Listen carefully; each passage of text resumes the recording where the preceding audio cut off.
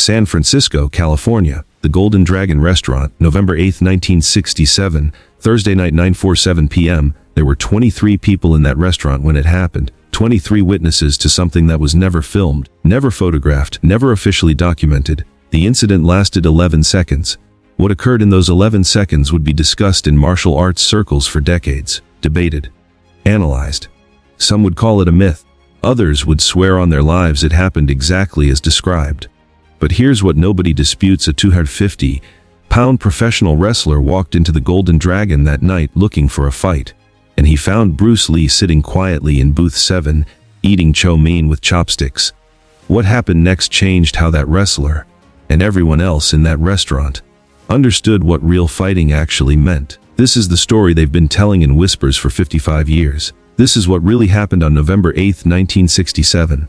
The Golden Dragon Restaurant, Chinatown, San Francisco, 9:30 p.m. The restaurant is busy but not packed. Thursday night dinner service. The smell of garlic, ginger, and soy sauce fills the air. Wok sizzle in the kitchen. Steam rises from bamboo baskets. Chinese opera plays softly from a radio behind the counter. 23 people scattered across 12 tables. Families finishing dinner. A couple on a date. 3 elderly Chinese men playing mahjong in the corner. Waiters moving between tables with teapots and serving trays. In booth 7 near the back away from the windows sits a small Chinese man in a dark blue tracksuit. Bruce Lee. He's 27 years old, 5 feet 7 inches, 135 pounds, eating alone. Chopsticks moving precisely from bowl to mouth. A pot of jasmine tea beside his plate. A notebook open next to the tea. He's writing between bites. Notes about movement, about timing, about his evolving philosophy of combat. Nobody in the restaurant recognizes him. He's not famous yet. Not really. He's taught some martial arts in Oakland and Los Angeles, done some demonstrations, played Kato on the Green Hornet TV show, but the show was canceled after one season in 1967. Bruce Lee is just another martial arts instructor trying to make a name for himself. Just another small Chinese guy eating dinner in Chinatown. The door opens. Cold November air rushes in and everything changes. The man who enters is impossible to miss. 6 feet 4 inches tall, 250 pounds, not fat muscle. Thick, powerful muscle built from years of professional wrestling. His shoulders fill the doorway. His neck is as wide as most men's thighs. He's wearing jeans, a leather jacket, and cowboy boots that add another inch to his already towering height. His name is Raymond, the Boulder, Sullivan. Not his real name, changed it for the wrestling circuit. Sounds tougher, more marketable. Raymond is 31 years old, professional wrestler for 9 years. Works the California territory, small venues, county fairs, American Legion halls. Not the big time, not Madison Square Garden, but he makes a living. He's known for 2 things: his size and his legitimate toughness. See, most professional wrestling in 1967 is predetermined, scripted. The outcomes are decided backstage, but the wrestlers are still legitimate athletes, and Raymond Sullivan is more legitimate than most. Before wrestling, he was a college football player. Before that, an amateur boxer. He knows how to actually fight, and he's drunk. Not falling down drunk. Functional drunk. The kind of drunk where confidence becomes arrogance, where volume increases, where judgment disappears. He's been drinking since 6 p.m. at a bar 3 blocks away. Whiskey, Jim Beam, double shots. His wrestling buddies left an hour ago, told him to go home. He didn't listen. Instead, he walked to Chinatown looking for food, looking for trouble, looking to prove something. Raymond scans the restaurant. His eyes adjust to the lighting. He sees the families, the elderly men, the couple on their date. Then his eyes land on booth 7, on the small Chinese man eating alone. Something triggers in Raymond's drunk mind. Maybe it's the quiet confidence in how the man sits. Maybe it's just random target selection. Maybe it's racism, the kind of casual, thoughtless racism that was even more common in 1967 than today. Whatever the reason, Raymond walks directly toward booth 7. His boots thud on the floor. The restaurant gets quieter. People notice the big white man moving through the Chinatown restaurant with purpose. This isn't normal. Bruce doesn't look up. Keeps eating. Chopsticks to bowl to mouth. Peaceful. Focused. Raymond stops at the booth, stands there looming, blocking the light.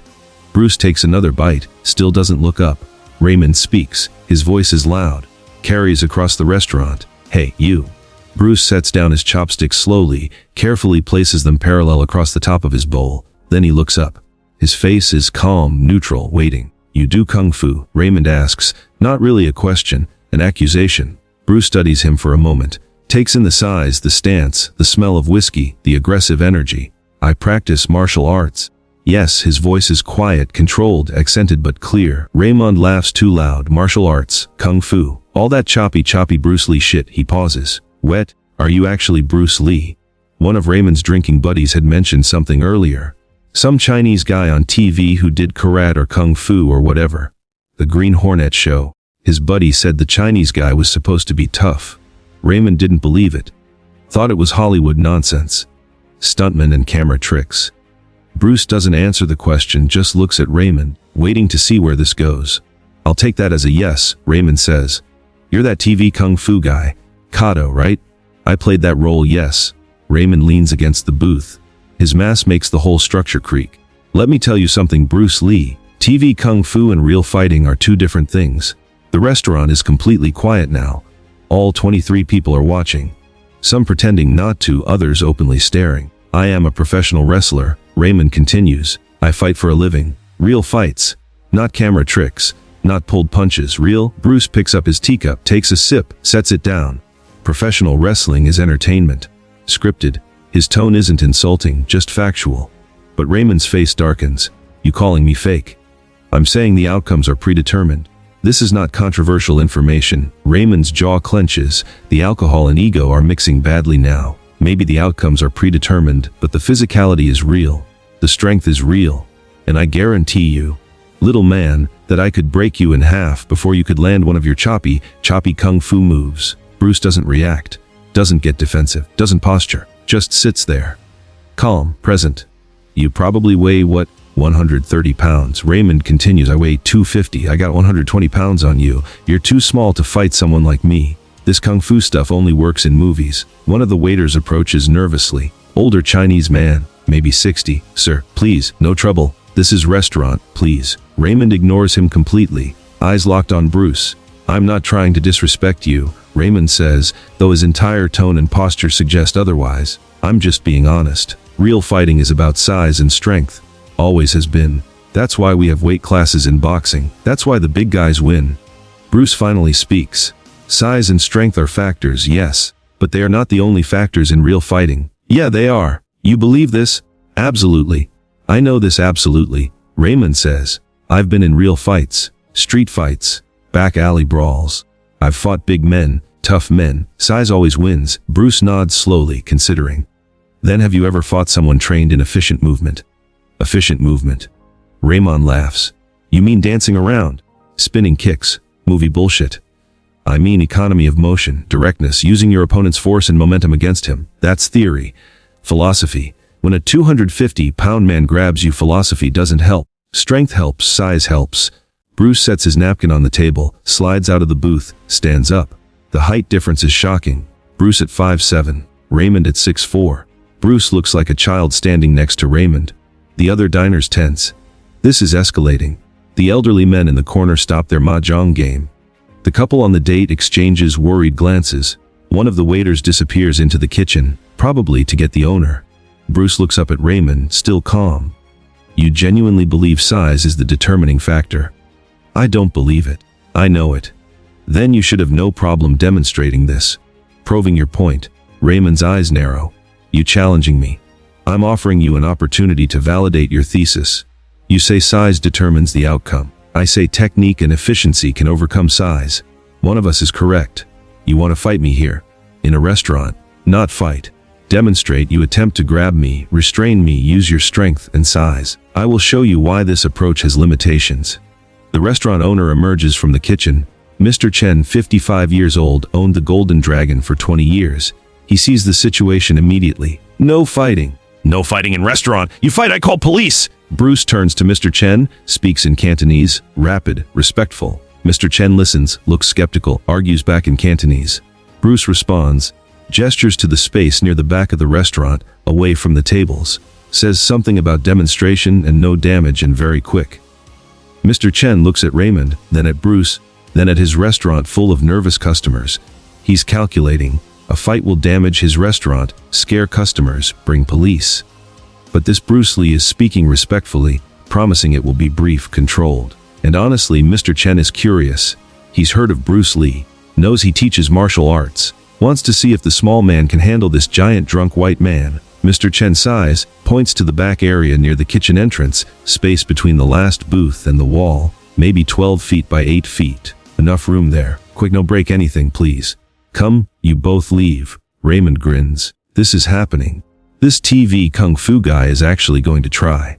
You sure about this, little man? I don't want to hurt you. Bruce is already walking to the cleared space. Your concern is noted. The makeshift arena. 9:47 p.m. The 23 people in the restaurant rearrange themselves. Nobody's everyone wants to watch. The families pull back to give room. The elderly men abandon their mahjong game completely. Move their chairs for a better view.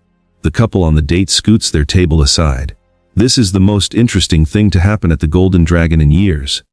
Bruce stands in the cleared space, relaxed, hands at his sides, breathing normally. He's wearing the dark blue tracksuit, soft-soled shoes. No warm-up, no stretching, no fighting stance. Just standing natural, like he's waiting for a bus. Raymond pulls off his leather jacket, hands it to one of the waiters who takes it reluctantly. Raymond rolls his shoulders, cracks his neck. He's done this before, the pre-fight ritual, intimidation through physicality. In his t-shirt, Raymond's size is even more apparent. His arms are massive, his chest is a barrel, his hands, when he makes fists, are the size of small hams. He's fought in bars, in parking lots, in wrestling rings. He's won most of those fights through sheer physical dominance. Grab, squeeze, throw, pin. Simple, effective. Mr. Chen speaks from behind the counter. Okay, demonstration. No punching face, no break furniture. Somebody get hurt. We understand. Both men nod. Raymond settles into a wrestler's stance, low, wide, hands out, ready to shoot for a takedown or clinch. This is his game. Get close, use the size, control the body. End it fast. Bruce still hasn't taken a fighting stance. Still just standing there. Loose, present. Raymond frowns. You gonna put your hands up? Get ready? I am ready. You don't look ready. You look like you're waiting in line at the DMV. Readiness is not about posture. It's about awareness. Raymond shakes his head. Whatever, man. Your funeral. One of the elderly Chinese men calls out something in Cantonese. Bruce glances over, nods slightly. The old man just told him to be careful. Bruce appreciates it. Raymond speaks. So how does this work? I just try to grab you. Try to restrain me using your strength and size. Show everyone here that your advantages make me helpless. This is what you believe. Yes. This is what I know. Then demonstrate. Raymond doesn't wait, doesn't telegraph, just moves. For a big man, he's fast. 9 years of professional wrestling, years of football before that. He knows how to explode from a stance. He shoots forward, arms extending for a clinch, aiming to grab Bruce's torso, pull him in, lock him up. The restaurant holds its breath. Raymond's hands close on empty air. Bruce is not there. He's moved. Not dramatically, not a big jump or dive. Just a subtle shift. Weight transferred, angle changed. Barely perceptible to the untrained eye, but enough. Raymond's momentum carries him forward into nothing. Raymond recovers, resets, plants his feet. Tries again. This time he doesn't shoot. He walks forward, hands out, trying to corner Bruce against the wall. Use the limited space to trap him. Bruce moves along the wall. Smooth. Economical. Every step precise. Raymond follows, cutting off angles, using his size to shrink the available space. Then Raymond commits. Lunges, both hands reaching. And for the second time, Bruce isn't where Raymond expected him to be. This time, Bruce has moved inside Raymond's reach, closer, not farther. Counterintuitive. Raymond's arms are extended past Bruce's position, and in that half second where Raymond is overextended off balance, Bruce moves. His hands touch Raymond's lead arm. Not a grab, not a push. Just contact. Light, precise contact at the wrist and elbow. And Raymond, all 250 pounds of professional wrestler, suddenly finds himself rotating. His body turning against his will, his balance gone. His feet scrambling to catch up with what his upper body is doing. Bruce guides the rotation. Doesn't force it, doesn't muscle it. Uses Raymond's own forward momentum, adds a subtle angle, and Raymond spins 180 degrees. Now Raymond is facing away from Bruce. Confused, off balance, the entire restaurant gasps. Raymond catches himself, stumbles forward 2 steps, turns back around. His face is flushed. That wasn't supposed to happen. What the hell was that? Bruce returns to his neutral stance. Redirection. Your momentum, your force. I simply gave it a path. You got lucky. I wasn't ready. You moved with full commitment. You were ready. Raymond's breathing harder now. Not from exertion, from frustration. He's a professional athlete. He understands physical confrontation. What just happened doesn't make sense according to his experience. Big guys control small guys. That's the law. Again, Raymond says, "You're certain?" Again. This time, Raymond changes strategy. No more reaching, no more extending. He's going to use his wrestling base. Stay compact. Close the distance. Once he gets his hands on Bruce, really on him, it's over. He'll bear hug him, lift him, show everyone that when technique meets raw strength, strength wins. Raymond moves in slower this time. Controlled. Hands up, protecting his center line. He's not giving Bruce anything to redirect. He's going to make contact, establish grips, then impose his will. 3 feet between them. 2 feet. Raymond's hands shoot out, fast, aiming for Bruce's shoulders and upper arms. The beginning of a clinch that will lead to a bear hug that will lead to Bruce being lifted off the ground like a child. Contact. Raymond's hands land on Bruce's shoulders for exactly 1/10 of a second, because Bruce drops. Not falls, drops. Weight sinks, stance lowers. And as he drops, his arms come up inside Raymond's grip, not fighting the hands on him, following their pressure. Bruce's forearms make contact with the inside of Raymond's wrists. Gentle pressure upward and outward. Raymond's grip breaks. His hands are pushed up and away from Bruce's body. The clinch that was forming evaporates, and now Bruce is inside Raymond's guard. Close. Too close. Closer than Raymond wanted anyone to be. Bruce's right hand touches Raymond's solar plexus. Just touches fingertips. No push, no strike. Just contact. Here, Bruce says quietly. This is a target. If I push here with force, your diaphragm contracts. You cannot breathe. You panic. The fight ends. His left hand moves to Raymond's throat. Again, just touching. Fingertips on the Adam's apple. Here. 3 pounds of pressure. Your trachea collapses. You cannot breathe. The fight ends.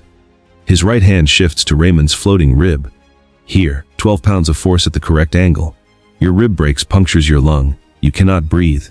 The fight ends. Raymond is frozen. He's never felt more vulnerable in his life. This small man is inside his defenses, touching him with casual precision, narrating his own death with a voice as calm as a librarian discussing overdue books. You notice the pattern, Bruce continues. Size gives you strength, but strength requires structure. Break the structure, size becomes irrelevant. Bruce steps back, out of range.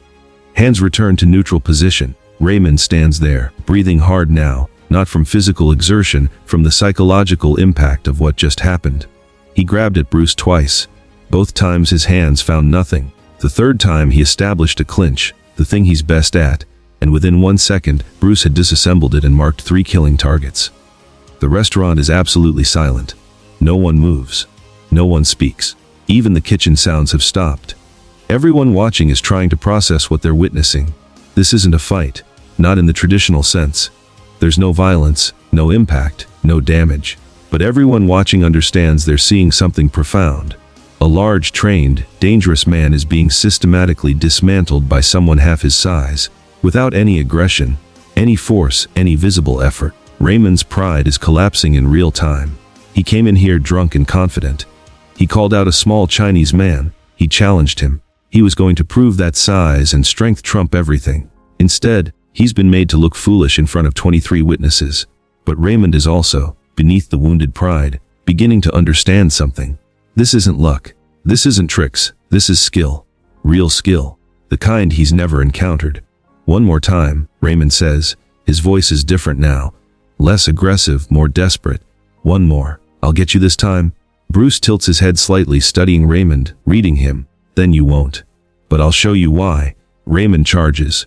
No technique this time, no strategy, just raw aggression. Both arms reaching, he's going to grab Bruce, lift him, slam him, end this, salvage something from this humiliation. He's fast for a big man drunk on whiskey and wounded pride. Remarkably fast. Bruce doesn't move. Raymond's brain registers this too late to stop. Bruce is just standing there, not evading, not dropping, just there. Raymond's hands close on Bruce's torso. Finally, contact, grip. His fingers dig into the tracksuit fabric. He's got him! Victory surges through Raymond's chest. Finally, he starts to squeeze, starts to lift. And then Bruce moves, not away into. Bruce's weight drops again, but this time his whole body coils. His right leg sweeps behind Raymond's lead leg. His left hand goes to Raymond's elbow, the elbow of the arm that's grabbing him. His right hand goes to Raymond's shoulder, and Bruce rotates. Uses Raymond's own gripping hands as a pivot point, turns his whole body. The sweep behind Raymond's leg trips the foundation. The hands on elbow and shoulder control the upper body. Raymond's center of gravity shifts violently. Raymond, all 250 pounds, goes airborne, not high, maybe 6 inches off the ground, but completely horizontal, parallel to the floor. No control, no say in what's happening to his body. Time seems to slow down for the witnesses. They see Raymond suspended in air. They see Bruce beneath him, having stepped aside during the rotation. They see gravity beginning to reassert itself. Raymond hits the restaurant floor. Not thrown with force, Bruce controlled the descent. But still, 250 pounds of professional wrestler lands flat on his back with a sound like a side of beef hitting a butcher's table. Thud. The impact rattles dishes on nearby tables. Raymond lies there stunned. The wind knocked from his lungs, staring at the ceiling. His brain trying to understand how he went from having a grip on his opponent to being horizontal to being on the ground. The whole sequence took less than 2 seconds. Bruce stands over him, not gloating, not celebrating, just present. He extends his hand. "Are you hurt?" Raymond blinks, processes the question, moves his arms, his legs, nothing broken. Just his pride and his breath. He shakes his head. Bruce helps him to his feet. "What just happened?" Raymond asks, genuinely bewildered. "You committed your strength to holding me in place. I used that commitment to put you off balance. When your structure failed, your size became a liability instead of an advantage." Raymond stands there, swaying slightly, looking at this small Chinese man who just systematically destroyed every assumption he had about fighting. "I don't understand. Size and strength are tools," Bruce explains patiently. "Powerful tools, but tools are only as good as the person using them. If you rely only on size, you become predictable. And predictable means vulnerable." The restaurant is still silent. 23 people trying to process what they witnessed in 11 seconds. Bruce turns to Mr. Chen. "Thank you for allowing this demonstration. No damage to your restaurant, as promised." Mr. Chen nods, still stunned. Bruce looks at Raymond. "You fought with commitment and courage. That's admirable, but courage without understanding is just bravery wasted. Teach me," Raymond says suddenly. The words surprise everyone, including Raymond himself. "What? Teach me? What you just did? I need to understand it." Bruce studies him. "Why? Because everything I thought I knew is wrong. I've been fighting the same way my whole life. Bigger, stronger overpower. And you just showed me it doesn't work. Not against someone who understands what you understand. Many people say they want to learn. Few are willing to empty their cup. My cup is empty. Completely empty. I'll do whatever it takes." Bruce considers this. "You're willing to start over. Question everything you think you know about fighting." "Yes!" "Then come to my school Monday. 6 a.m. Don't be late." What happened to Raymond, the Boulder, Sullivan? He sobered up that night. Woke up the next morning with bruises on his back and a completely different understanding of what fighting actually meant. He spent a week thinking, replaying those 11 seconds in his mind. The way his hands closed on empty air. The way his strength meant nothing when his balance was gone. The way Bruce controlled him without anger, without aggression, without ego. On November 15, 1967, he drove to Los Angeles, found the Junfan Gung Fu Institute in Chinatown, walked in.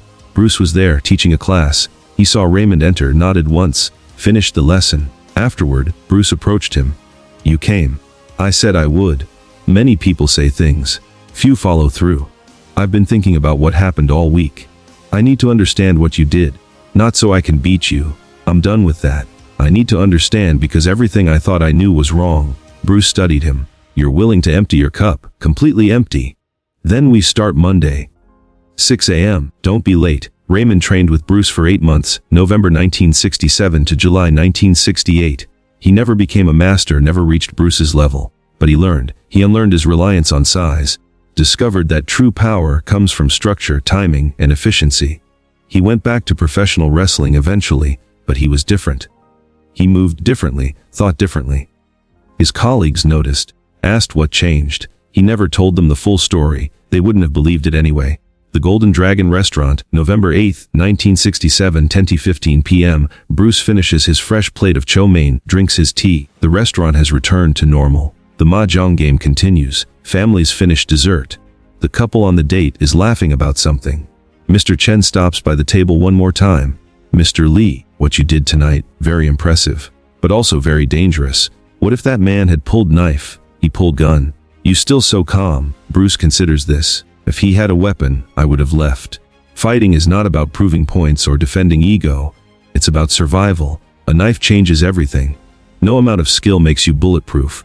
So you pick your battles. I pick battles worth fighting. Tonight was about education, his and mine. I learned my techniques work against a larger, trained opponent in an unpredictable situation. He learned that his assumptions about size were incomplete. Both of us are better for it. You're very wise for young man. I'm a perpetual student, Mr. Chen. The day I think I know everything is the day I stop growing. Bruce pays his bill, leaves a generous tip, picks up his notebook, heads for the door. As he reaches it, one of the elderly men from the mahjong game calls out in Cantonese. Bruce turns.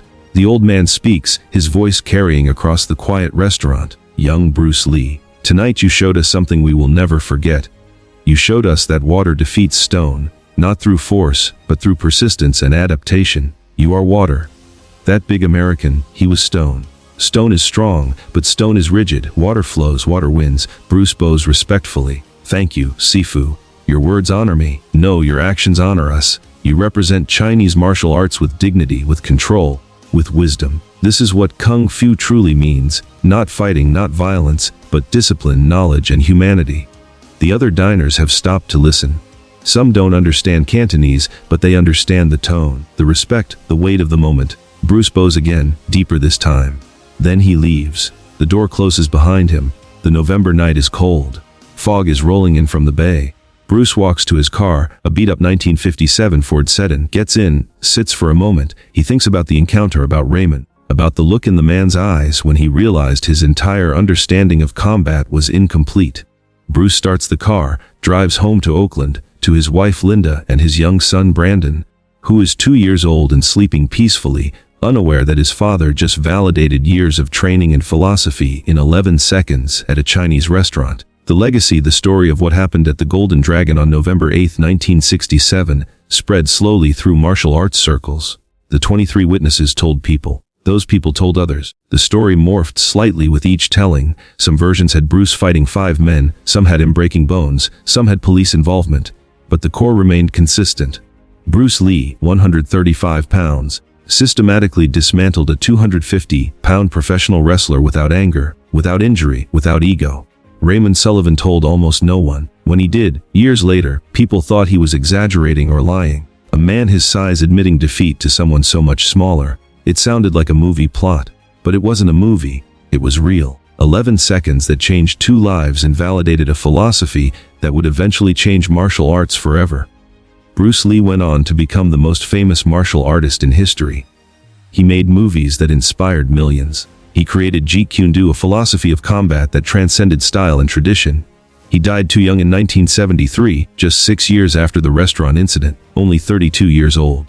But what he proved that night in the Golden Dragon, that technique and efficiency can overcome size and strength, that real mastery is about control rather than destruction, that wisdom matters more than aggression, that lesson survived. It's still being taught, still being learned, still being proven. The Golden Dragon restaurant still exists today.